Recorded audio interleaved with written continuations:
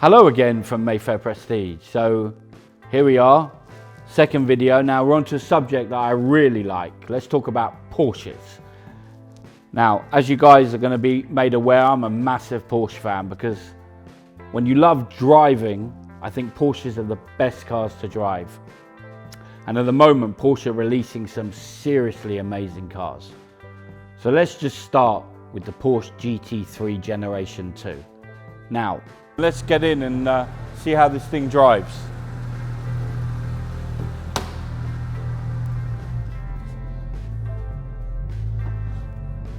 So here we are, the Generation 2 GT3. I absolutely love this car, as you probably gathered already.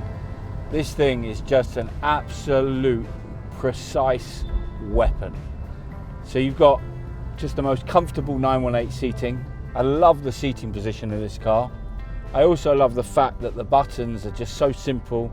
So if you want your sports exhaust, there you go, and you can hear that immediate change.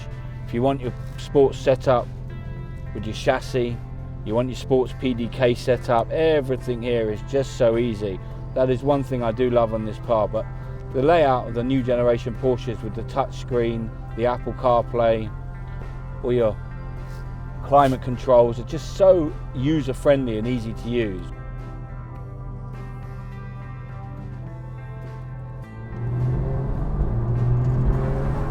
Oh, I love this car.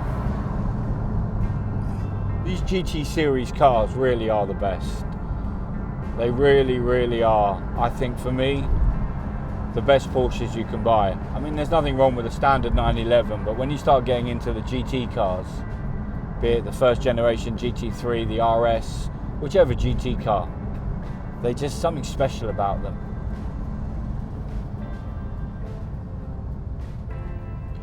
I think the only big debate I've been having with myself at the moment is we've had a lot of Generation 1 GT3RSs in, and obviously this is a Generation 2 GT3, and I've been trying to decide when I drive them, and I have driven them back to back on the same day, which one I like more, because sometimes I favour the RS, and then sometimes I think maybe, you know, this car is a bit more road friendly, I think, and it's less track focused, where it's enough track focus to be fun, but more of a road car, whereas I think the RS really is a track-based car.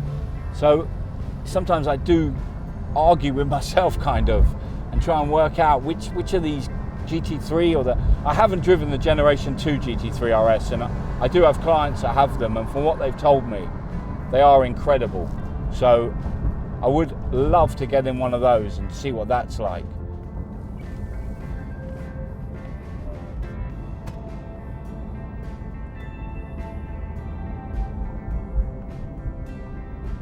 I mean, the thing I love about this car as well is this 4-litre engine. This 4-litre flat 6 is such a great engine. And it's a great car because it really does punch harder than its weight, so to speak. You know, it's only 500 horsepower, but the way it delivers that horsepower, you know, it can keep up with a lot of cars, even though they've got better horsepowers and more powerful engines. But there's something about this car that just seems to have a huge punch for what it is. And I'm sure, although I've never experienced it, round a track this thing would set some blistering lap times, just purely based on the fact that how well this car handles and how much quicker you could probably go through corners than in other cars. So even though this car is only 500 horsepower, which is still a lot, but in the supercar world we're in at the moment, that doesn't seem as many as some other manufacturers are producing. But the way that 500 horsepower is delivered is just absolutely amazing. This car from Porsche, the secondary market on Porsches at the moment is insane. The prices on the market for cars that are new, that are released back onto the market, sometimes a double list. I mean, this is just showing that Porsches are just either undervalued by the factory or the experience of driving them is worth so much more that the prices have gone up. I mean, the GT3 Generation 2 991 from Porsche, if you were lucky enough to buy one, before you spec that car, was £110,000. How do they put that car together with that engine for for that price. And that's including VAT. I mean, that just blows my mind. So once you spec the car, you're in for, like, let's say, give or take, circa about 130 grand. Now this car for £130,000 is easily the equivalent of any car as much as 100 grand more.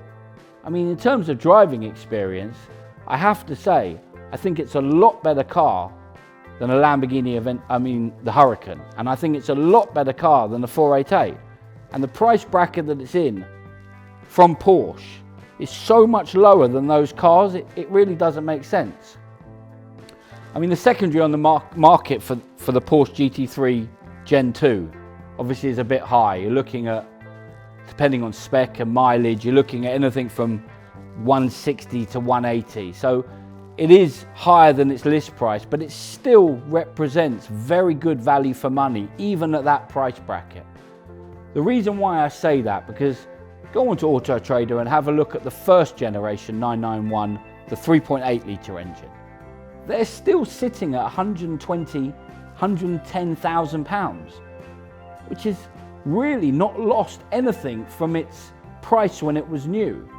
So therefore, if you do buy the new generation GT3 at the higher price, you should still be okay with residual values, being that the old version is still sitting at a very, very high price for what it is. And that new 4 litre engine is far superior to the old 3.8.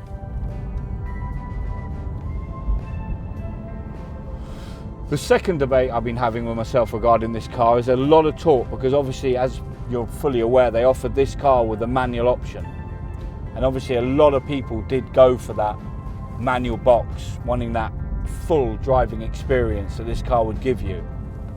But I have to say, for somebody like me that does a lot of London driving and unfortunately driving in traffic and in town and won't get this thing onto one of those open country B roads, I think the PDK option is, there's nothing wrong with it. You know, I don't think it detracts anything from the car in terms of engagement and excitement and how the car drives. Obviously the manual would be a lot of fun, but when you are stuck in traffic and you can only really get first, second, neutral, I think the PDK is just a great way of having to be on that clutch constantly. And being that, in my opinion, the PDK is the best gearbox in the world, I don't think anything comes close to the PDK gearbox and how it works and responds and how quick the gear changes are both up and down. I don't think it detracts anything from the car as having it as a PDK option. And in fact, if I was to buy one of these cars for myself, I think I would spec it with the PDK, just purely on the fact that most of my driving is done, unfortunately, in areas where the manual may not be the best option for me.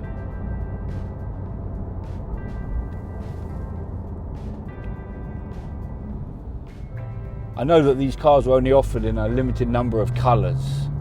There were some painted samples, but I think they were very hard to get hold of, and Porsche were very reluctant to do them. But when I looked at this colour on the Porsche configurator, when I was looking to configure one a long time ago, I kind of dismissed it because it didn't come across on the screen really what it looks like in real life. And now seeing this crayon colour out in real life and experiencing what the crayon is like, I think really it's the best colour for this car.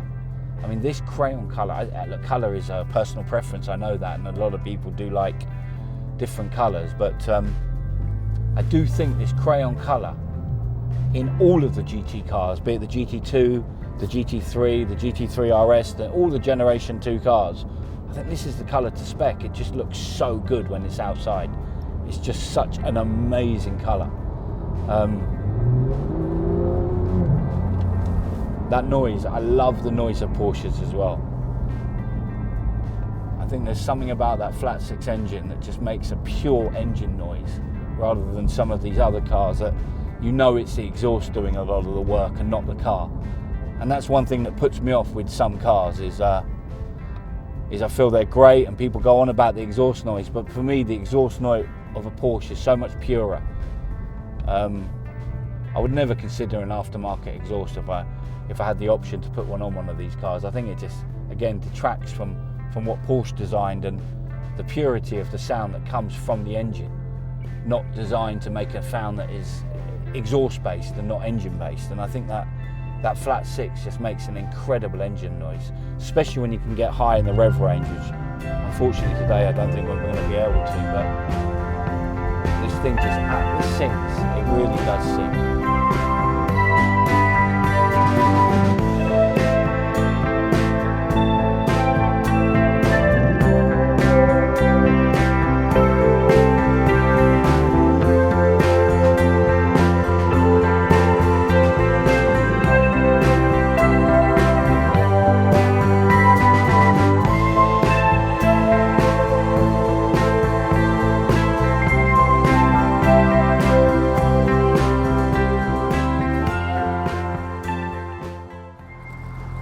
So there we are, guys, the 991 Generation 2 GT3.